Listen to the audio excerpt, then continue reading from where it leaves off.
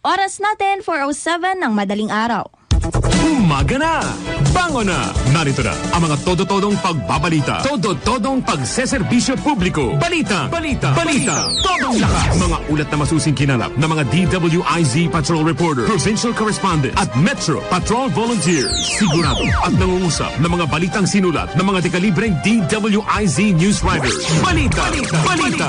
Todo lakas! Napapakinggan sa buong bansa at sa buong mundo gamit ang makabagong radyo. Balita! Balita! Todong lakas mula sa DWIZ News Center Manila.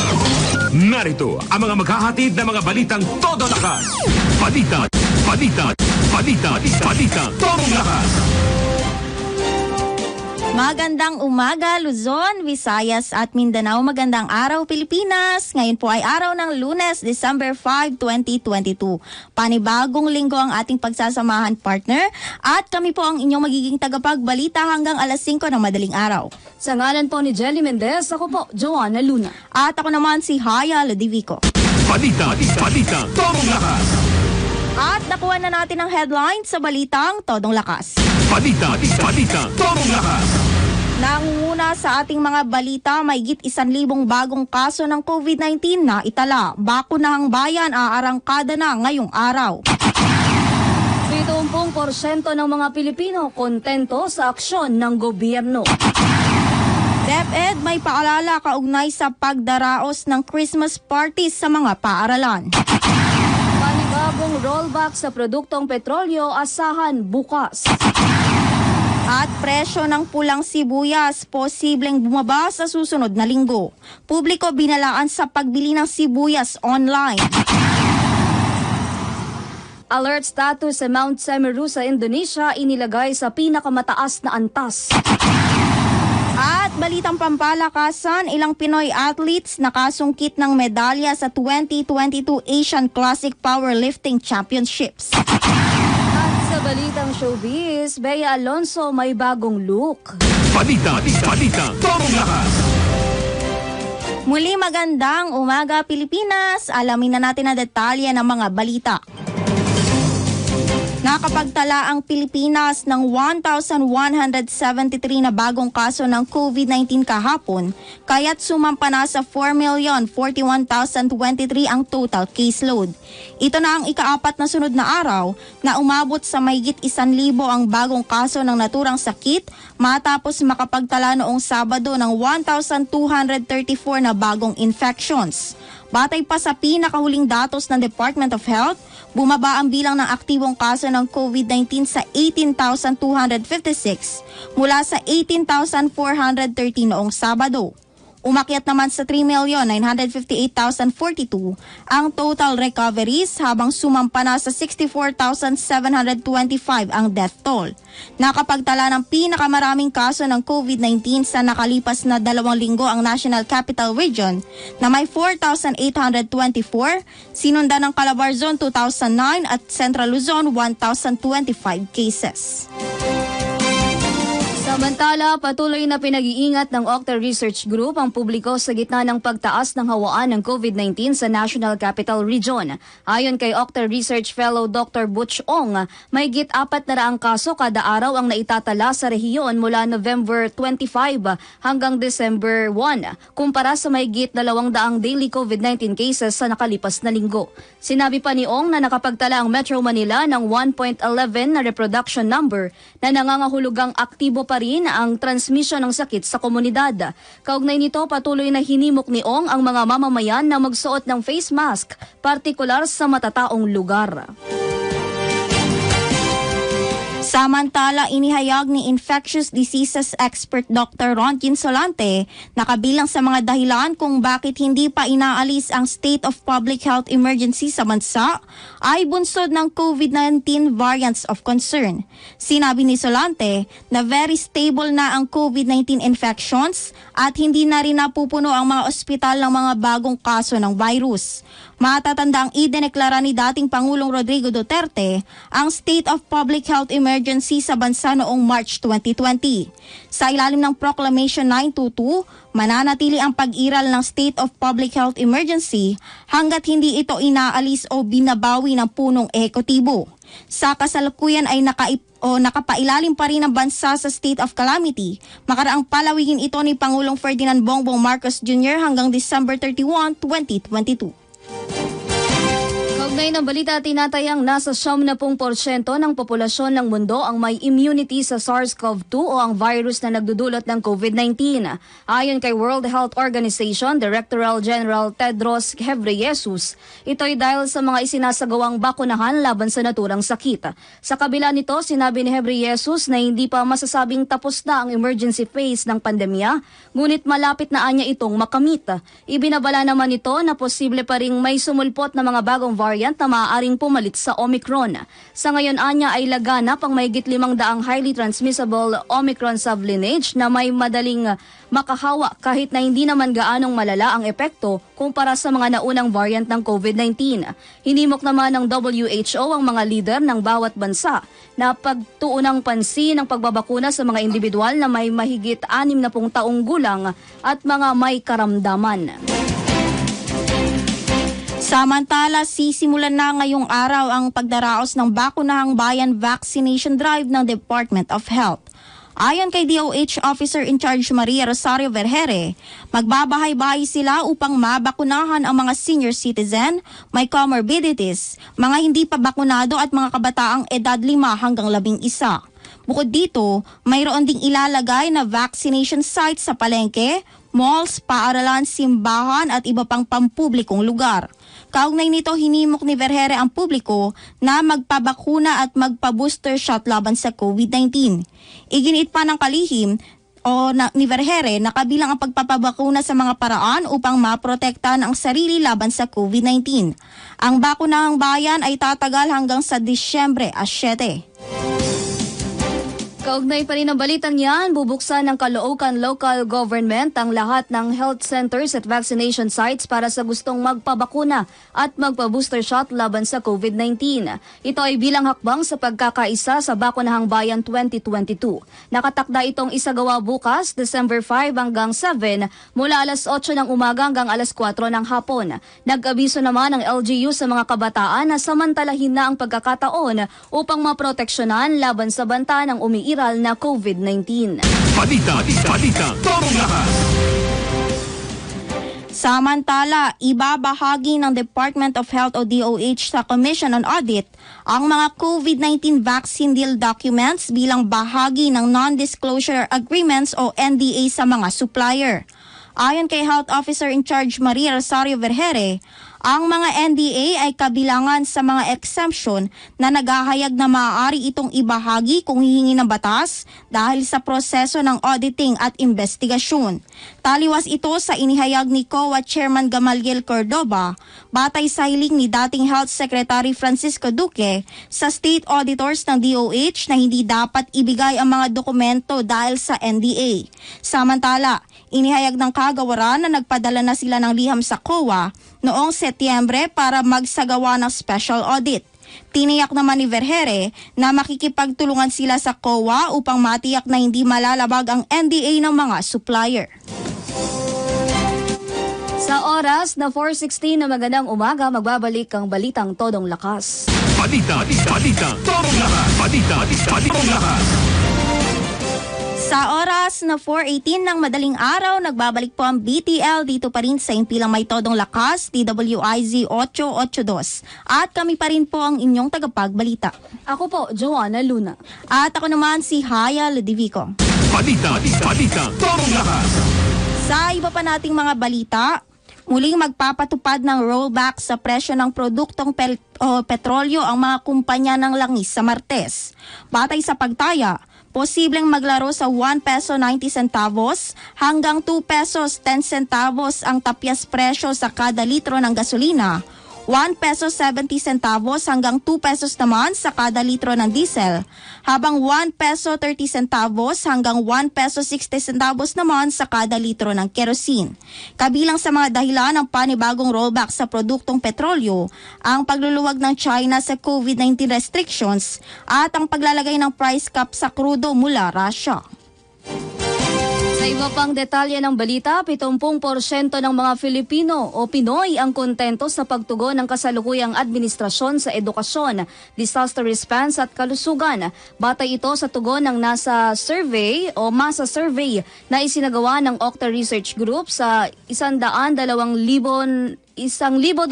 na lalaki at babaeng respondents na edad 18 pataas noong October 23 hanggang 27. Kabilang sa mga nakalistang programa sa naturang survey ay food security, murang bilihin, pagbibigay ng dekalidad na edukasyon, paglaban sa krimen, korupsyon, paglalaganap ng kapayapaan at kaayusan sa bansa, pagbabawas ng buwis sa mga mamamayan, pagprotekta sa kapakanan ng mga OFWs, pagpapatupad ng batas at pagpigil sa pagkasira ng kalikasan at pagkontrol sa lumalaking populasyon.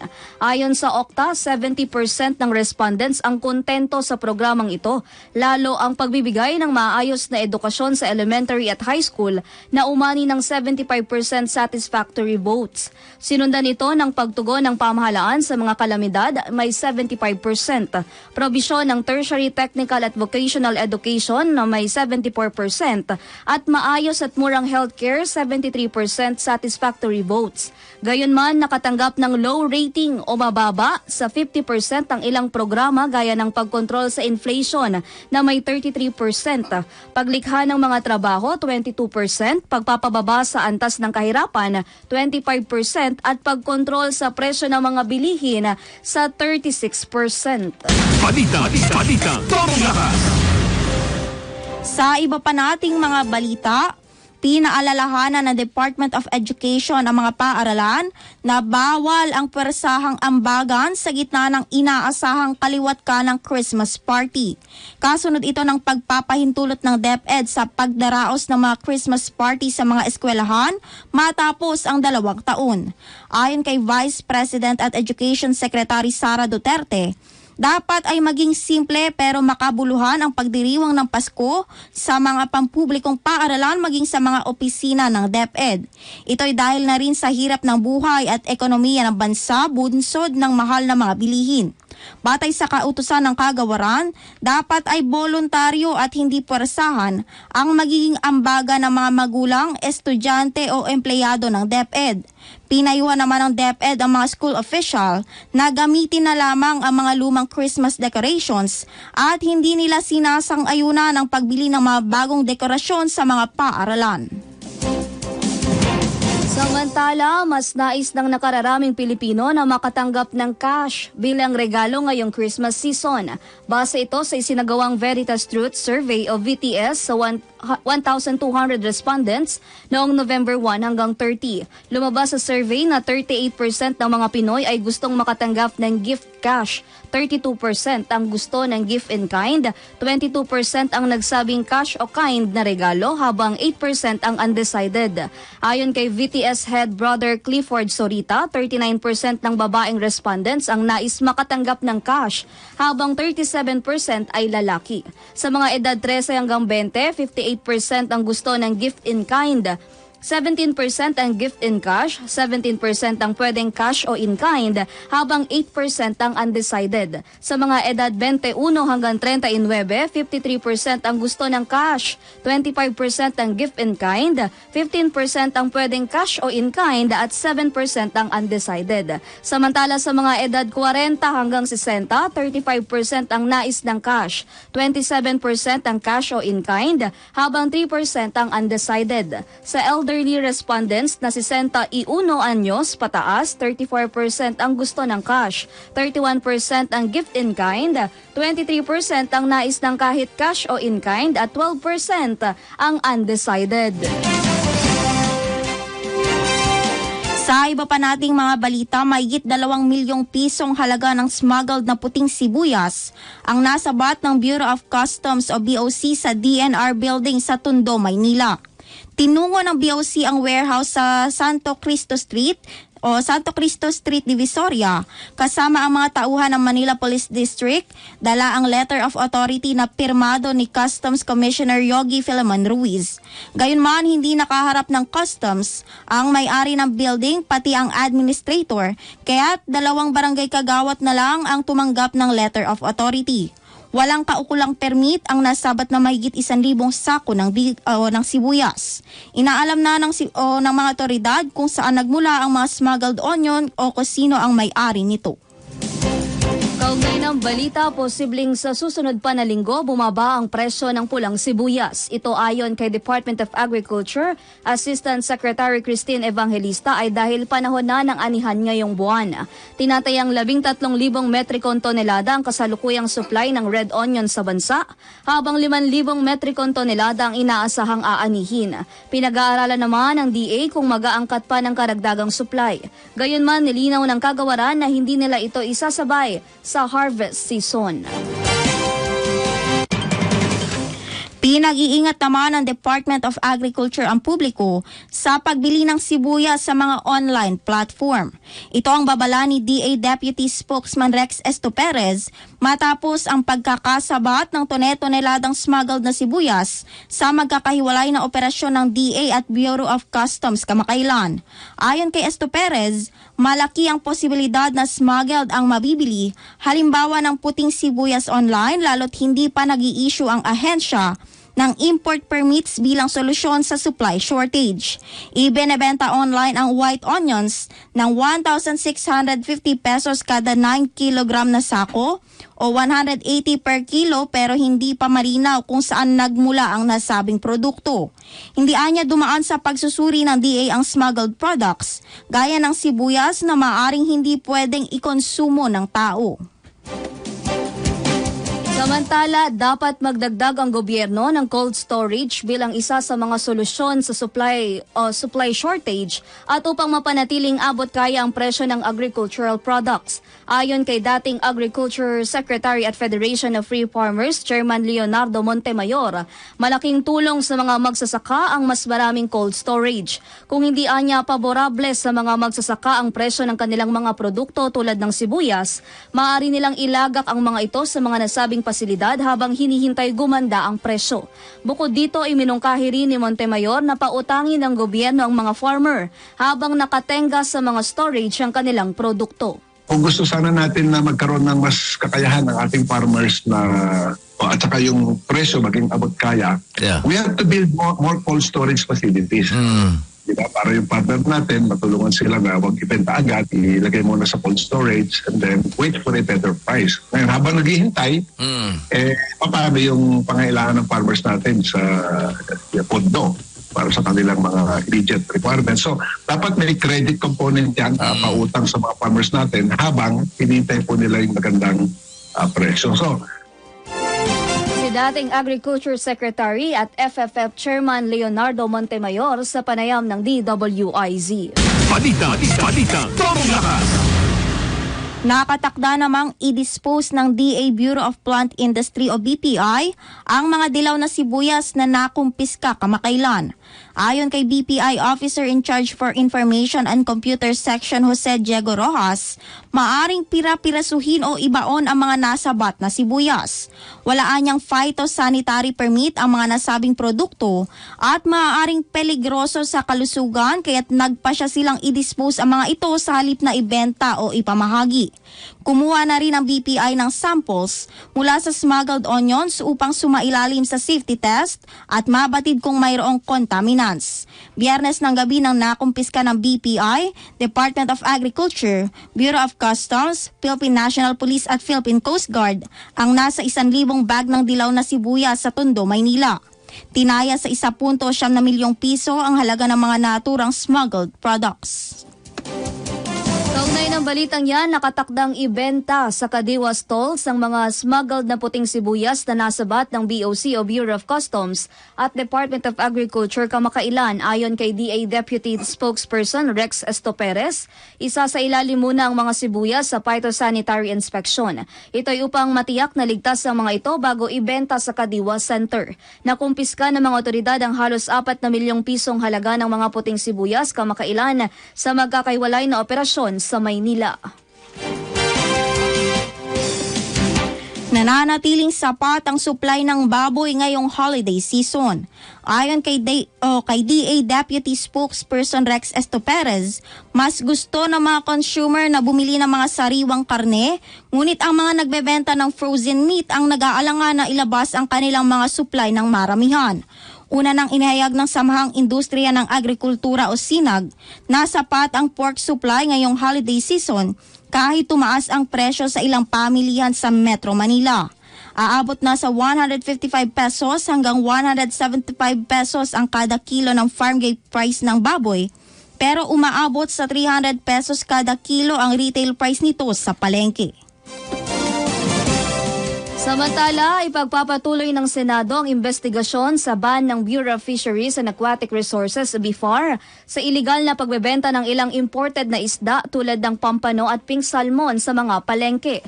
Ito'y kahit ipinatigil na ng BIFAR ang pagpapatupad ng nasabing ban noong Biyernes. Ayon kay Senator Francis Tolentino, hindi lamang ang mahigit 2 dekada ng Fisheries Administrative Order o FAO 195 ang tututukan ng Senate Committee on Agriculture, kundi maging ang iba pang kinakaharap na issue ng BIFAR.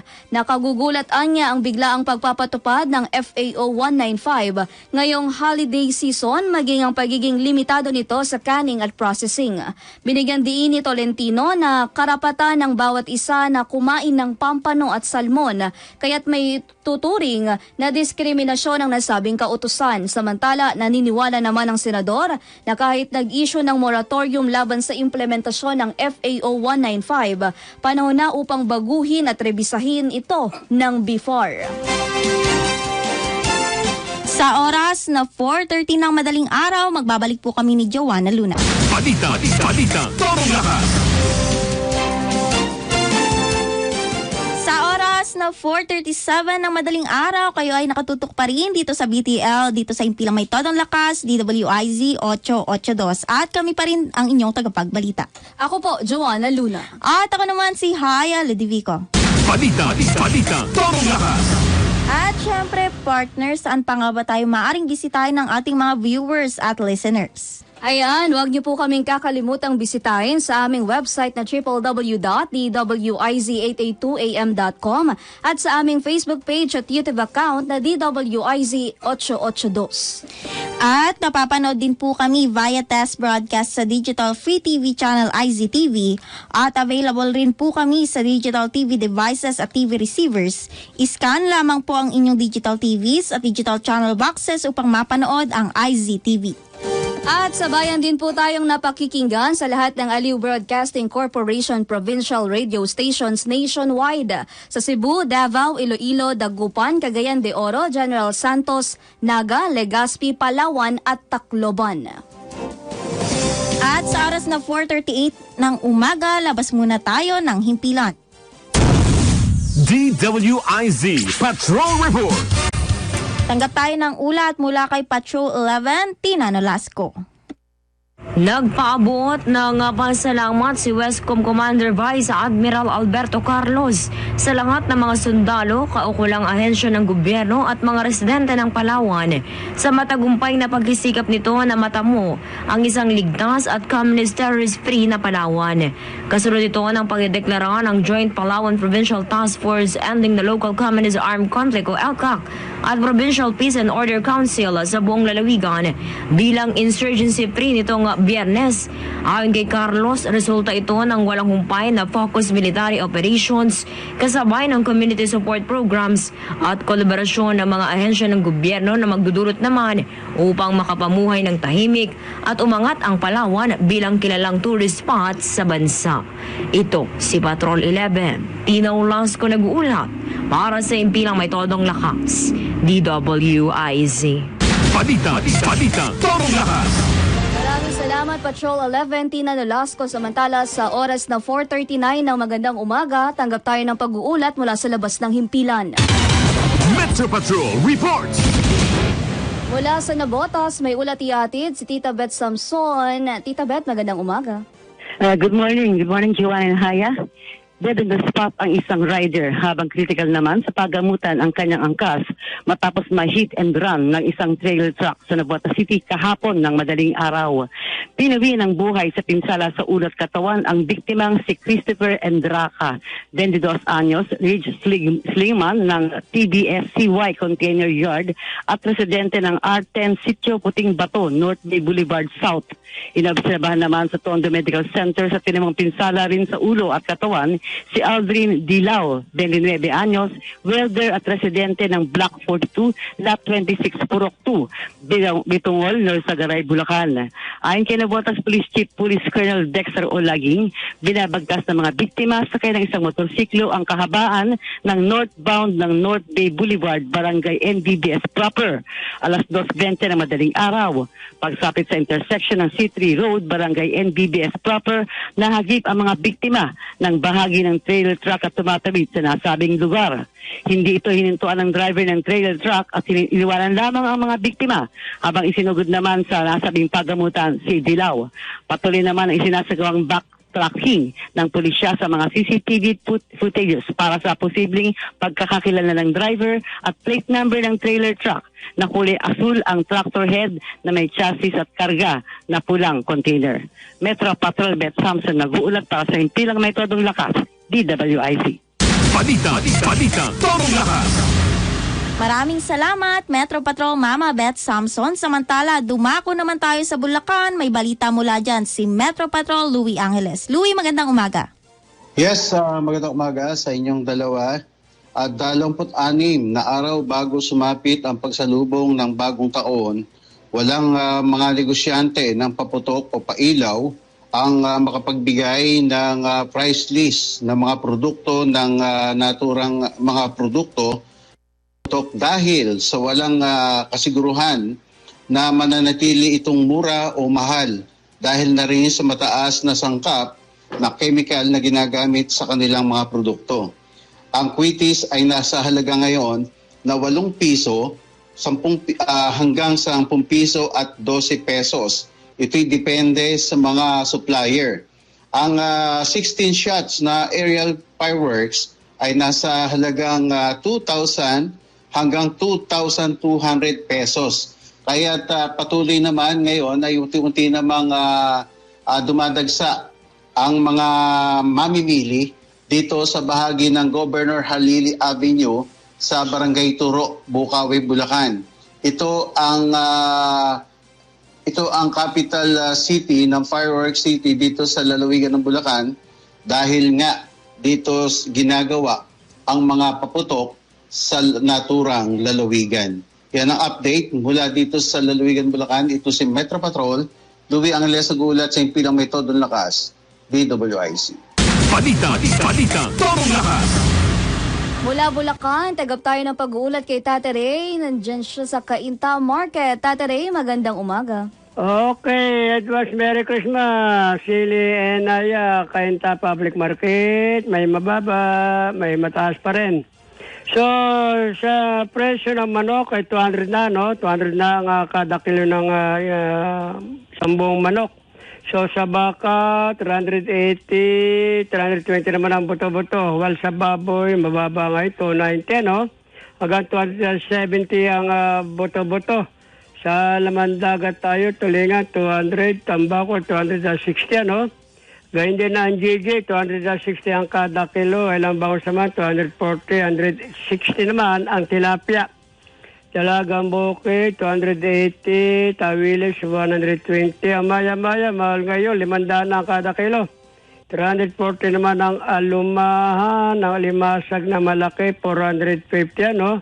Mababa ngayon ang hipon na malalaki, 440 lamang. Walang pusit naman, 320, tamban ay 100. Ang lapo-lapo, malaki binaba, 400 na kada kilo. At sap-sap naman ay 200. Well, ang presyo ng gulay, mababa sili labuyo, 350 ng kada kilo, no? Sa talong naman, mababa rin ng 10, nabinta ng kada kilo. Ang palaya, stable pa rin, 120 ang kada kilo. Well, ang carrot naman, abang carrot, 120 na rin, umahato ang carrot. Sayote, 60, cauliflower, 200, patatas, 80 ang kada kilo. Ang chicharo, mahal, 450, pichay bagyo, 60, no? Walang kamatis, 150 na. Ang kada kilo, ang bawang 100, sibuyas sa pula. Ba ito? Sibuyas sa pula, 320 na ang kada kilo. Ang kalamansi naman ay 70. So, isama natin ang broccoli trim, 150 ang kada kilo. Yung natin ba tayo presyo sa Quinta Public Market sa lalawigan ng Rizal. Kasama si Jean Lopez, Metro Patrol, Tataray, Paragones, Abeliano, Court, Sempilang, Mekto, Dolagasti, WIC. Balita, Todong Lakas. Maraming salamat, Metro Patrol Tata Ray Abella. Samantala, dakuan na natin ang mga ulat sa lalawigan. Ronda Probinsya.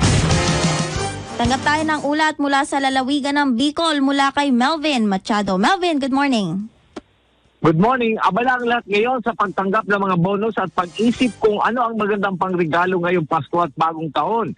Ngunit para sa Department of Health Bicol, wala nang mas hihigit pang regalo ngayong Pasko kundi ang pagtanggap ng bakuna. Ngayong araw hanggang sa December 7, muling hinikayat ng DOH ang publiko na pumunta sa bakunahang bayan para magpabakuna. Kabilin sa mga pwedeng tumanggap ng bakuna ay mga batang nag-iedad 5 hanggang 11 anyos at 12 hanggang 17 anyos at 18 anyos pataas. Sa mga batang magpapabakuna, kailangan kasama ang kanilang mga magulang. Dito sa lungsod ng Naga, nakapwesto sa isang mall ang nagbibigay ng bakuna sa buong linggo. Ngayong papalapit ang Pasko at Bagong Taon, hindi na alintanak ang karamihan ang banta ng COVID-19 dahil sa kaliwat ka ng kasiyahan. Mula sa Naga City sa Bicol, Melvin Machado, nag-uulat sa himpilang may todong lakas, DWIZ. Maraming salamat, Melvin. Samantala, dakuan natin ang pag-uulat ni Ronald Idol Domingo na nasa Ilocos Norte. Magandang umaga, Ronald. Magandang umaga. Positibong pananaw ng mga kababayan sa pagkailaw na sa bypass road na matatagpuan sa lungsod ng Lawag. Kung saan ito ay o kaugnay nito o nagpapasalamat o naipatupad na rin si Congressman Ferdinand Sandro Marcos ang isa sa kanyang mga proyekto sa First District ng Lalawigan. Ito'y ang pagkailaw at pagiging maliwanag na ang bypass road. Masaya niyang ibinalita na ang solar lighting ng bypass ang kanyang kauna-unahang flagship project bilang diputado sa unang distrito ng Lalawigan. Umaasa ang opisyal na makakatulong ito upang maiwasan ang mga nagaganap o nangyaring aksidente sa mga motorista. Sa una rito, ipinangako ang opisyal na kanyang paiilawan ang nasabing kalye matapos na iparating sa kanya na sunod-sunod ang mga nagaganap o nangyaring aksidente sa naturang lugar. Kasabay nito, iniyag niya na masayang-masaya siya sa mga natanggap niyang positibong komento sa ugnay sa naturang proyekto. Mula dito sa Ilocos Norte, ito si Patrol Ronald Idol Domingo, nag-uulat para simpilang may tulong lakas, DWIC. Maraming salamat, Ronald Idol Domingo. Samantala, punta naman tayo sa lalawigan ng Bataan. May balita mula dyan, si June Bringola. June, magandang umaga. Good morning at narito naman ang schedule ng mga pagbabakuna na gaganapin ngayong araw. At ito'y gaganapin sa may dating gusali o sa lumang building ng Kapitolyo ng Lalawigan ng Bataan sa lungsod ng Balanga. At narito yung mga dapat na bakunahan ngayong araw.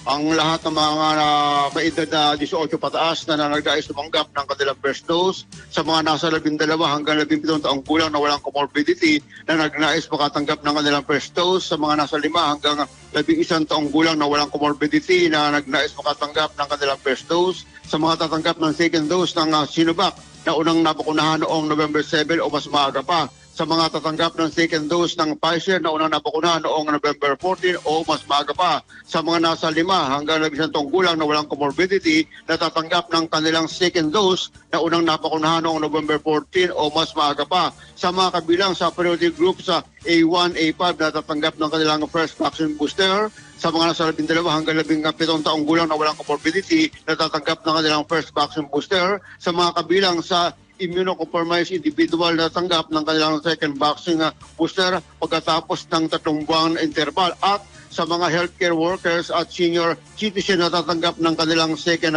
vaccine booster pagkatapos ng 4 na buwang interval. So yan mga naka-schedule na dapat mabakunahan ngayong araw, nagaganapin nga sa lumang gusali ng Kapitolyo ng Bataan sa lungsod ng Balanga. Samantalang ngayong araw, December 5 hanggang December 16, lahat ng magpapakabakuna ay pagkakalooban o bibigyan ng 300 piso. Isabihin lahat ng magpapakuna ay magkakaroon ng 300 pesos at ito'y mula ngayon nga hanggang sa December 16. Ito'y bilang bahagi pa rin ng malawakang programa ng pamahalaan ng bataan para dumami yung mga tagabataan na papakunahan at maging masaya naman yung araw ng kapasukuhan. June Binuwa na si Pilipinas Dulakas, DWIC.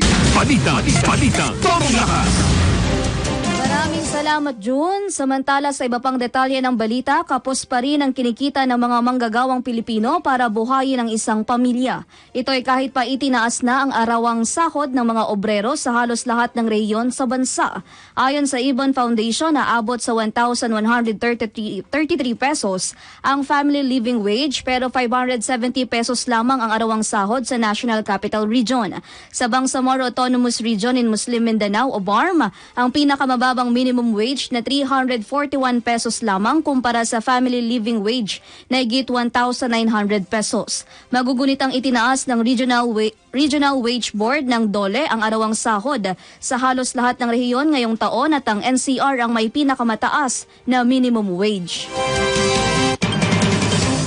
Samantala, nagkasundo na ang Department of Justice at Public Attorney's Office sa investigasyon sa pagkasawi ng ilang batang tinurukan ng Dembaksya. Kapwa ibinasura na ng DOJ at PAO ang sinasabing conflict of interest sa preliminary investigation sa kaso. Ito'y matapos italaga bilang DOJ Undersecretary si Attorney Jessie Hermogenes Andres na dating abogado ni dating Health Secretary Janet Garin na pangunahing respondent sa Dembaksya case. Kamakailan iginiit ni PAO Chief Persida Acosta sa DOJ panel na huwag hawakan ang kaso sa halip ipaubaya na lamang sa Quezon City Metropolitan Trial Court upang hindi umano maging bias sa kaso. Pinag-iingat ng Department of Migrant Workers o DMW ang mga individual na nais magtrabaho sa ibang bansa laban sa mga naglipa ng pekeng recruiters. Sinabi ni DMW Undersecretary for Welfare and Foreign Employment Hans Leo Kakdak na nakatanggap sila ng ulat kaugnay sa paglobo ng kaso ng mga nabibiktima ng cybercrime at human trafficking syndicates sa Myanmar, Laos at Cambodia. Nangihikayat anyang mga sindikato sa pamamagitan ng pag-aalok ng libreng tiket o libreng pagproseso ng visa sa pupuntahang bansa. Kaugnay nito, pinapayuhan ng DMW ang publiko na kilatising mabuti ang mga recruitment agency. Samantala, nais ipabusisi ng husto ni Senador Jinggoy Estrada ang panukalang Maharlika Investment Fund. Ito'y dahil napakarami pang tanong ni Estrada hinggil sa planong Sovereign Wealth Fund o SWF. Kahit anya isinusulong mismo ni Pangulong Bongbong Marcos ang nasabing panukala, ay dapat pa rin itong dumaan sa pagbusisi ng Kongreso, lalo't pensyon ng retirees ang paghuhugutan ng pondo. Sa ilalim ng proposed SWF, magmumula sa mga government financial institutions tulad ng Government Service Insurance System at Social Security System ang gagamiting pondo. Hindi ko naman sinasabi 100%. Siyempre, kailangan naman natin i-scrutinize, no? Yung kainatnan nitong Maharlika Wealth Fund, no? At kung talaga kinakailangan, at aprobado naman sa both houses at merong necessary safeguards at safety nets sa Maharlika Wealth Fund, why not? Kung makakatulong naman sa ating mga kapuwayan. As I told you earlier, we have to scrutinize it. We have to debate it extensively. Yan po ang bahagi ng pahayag ni Senador Jinggoy Estrada sa panayam ng DWIZ. Balita, Torong Lakas. Balita sa ibang bansa. Alert status sa Mount Semeru sa Indonesia inilagay na sa pinakamataas na antas. Detalye ng balita ihahatid ni Jen Patrolya. Jen. Inilagay na sa pinakamataas na alert status ang Mount Semeru sa Indonesia matapos nitong sumabog at magpakawala ng abo na aabot sa 15 kilometro. Ayon sa mga otoridad, walang napaulat na nasawi matapos ang naganap na pagsabog at wala rin itong naging epekto sa air travel, ngunit bilang pag-iingat ay inabisuhan na nila kaugnay dito ang dalawang regional airports. Sinabi naman ang tagapagsalita ng Disaster Mitigation Agency ng Indonesia na si Abdul Mohari na sinisimulan na nilang ilikas ang nasa 2,000 mga residente na malapit sa bulkan ng East Java Province. Ipinagbawal na rin ng regional administration ng mga aktibidad malapit sa Mount Semeru. Matatandaang sumabog ang Mount Semeru noong nakaraang taon kung saan mahigit 50 individual ang nasawi. At yan ang balita para sa Ibayong Dagat. Ako po si Jen Patrolya. Sa sports! At alamin na natin ang detalye ng sports news mula kay Allen Ibanez. Nakasungkit ng ginto at pilak ang 3 Pilipino athletes sa 2022 Asian Classic Powerlifting Championship sa Dubai, United Arab Emirates. Nagtala ng mga bagong record sina Aaron Paul Casamayor sa National Junior Men's 53 kilo, Veronica Ompod sa Women's 43 kilo at Jessa May Tabuan sa 47 kilo. Nasungkit ni Casamayor ang gintong medalya matapos mabuhat sa squat ang 167.5 kilo at makapagtala ng bagong Asian at C Junior record, habang aabot naman sa 477.5 kilo ang pangatlong ginto at new record sa Asian, C at National Junior marks. Umabot naman sa 110 kg ang binuhat ni Ompod para sa ginto at bagong Asian record, habang sumikwat ng pilak si Tabuan matapos bumikbit ng 90 kilo sa bench press sa bagong C Open. At para news, ako po si Allen Ibanez. Sa entertainment o trending news. Pinahanga ni Bea Alonso ang mga netizens sa bago niyang look. Sa kanyang Instagram account, ibinahagi ng aktres ang kanyang latest hairdo at nakasuot ng isang Versace high slit dress. Say ni Bea sa kanyang caption, "New look to welcome the holidays." Tinawag naman ng mga netizen na Dakota Johnson ng Pilipinas si Bea dahil sa pagkakahawig nito sa American actress. Maliban sa fans, nakatanggap din ng aktres ng mga papuri mula sa kanyang mga kapwa celebrities, gaya ni na Carla Abellana, Kailin Alcantara at Rian Ramos. Balita, Tomong Lakas. Ayan, at syempre partner, sa oras na 4:57 ng madaling araw, batiin ko na ang ating mga supporters sa Facebook. Syempre, andyan si Gary Ramos, si Ma'am Annette Alegre, magandang umaga. Andyan din si Norly Santos, si Roland Dizon Mamalateo, si Miss Emma Redaha. Andyan din si Mayet Kuwaykong, si Zosima Solis, andyan din si Vani Natividad Niño, si Carmelita Mendoza, magandang umaga, si Martin Aliling, si Erna Sosias, Nelia Donato, andyan din si Miss Tizan Biroman, si Clydel James, si Derek Mateo, si Vivian Amorin, magandang umaga po, at si Angel C. Balagta, si Jalon Jailon, andyan din si Ramon Abadillo, si Hill Shapno dyan sa Texas, andyan din si Nelson Malinaw, si Marites Condo, at si Cesar Bernales at si Ramon Abadillo. Ayan, magandang umaga po. At sa ating YouTube, nakikinig sina Marilyn Punsalan, good morning po sa lahat. Roberto Clemente, Carding Domingo, Daboy, gumaganda si Hia. Haya, Haya po. Ayan. Maraming salamat. Conrado Martinez, good morning, watching from Pangasinan. Janet Gambao, Victor Jr. Lacabe at Roberto Briones. At syempre habol ko din, magandang umaga kay Mark Pantaba, kay Tita Ems at kay Kuya JC. At syempre partner, ilang days na lang babago ang Pasko. Uy, 20 days na lang, Pasko na. Ayan, excited na tayong lahat para dyan partner. Ayan, buti na lang walang sound si Engineer na Plinay about sa Pasko. Ayan. At syempre, sa oras na 4:59 ng madaling araw, pinapasalamatan po namin ang mga bumubuo sa aming istasyon sa pangunguna ng aming boss na si Mr. Edgar A. Cabangon, Sir Vic Dalion Lima, Sir Bert Mozo at Miss Judith Estrada Larino. At sa aming tech on duty na si Engineer Daniel Tenco at Engineer Wenner Contehino. Sa ating news writers na sina Drew Nasino at Jen Patrolya.